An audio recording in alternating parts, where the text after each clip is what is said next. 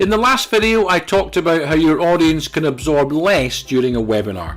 This is the case for the webinar as a whole, but it is also true for individual slides. It is harder for them to absorb a busy slide in a webinar compared to a regular presentation. Yet, most people use exactly the same type of slides for a webinar. You need to be different from them.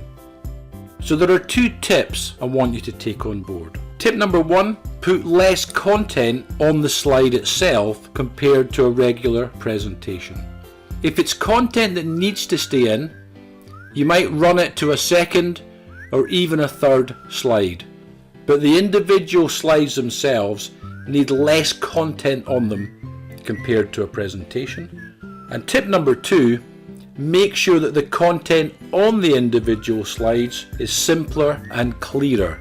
Make it easy for them to absorb first time round. Make it easy for them to absorb quickly. So make it simpler and clearer. Follow those 2 tips and your slides will be better suited to a webinar than a regular presentation.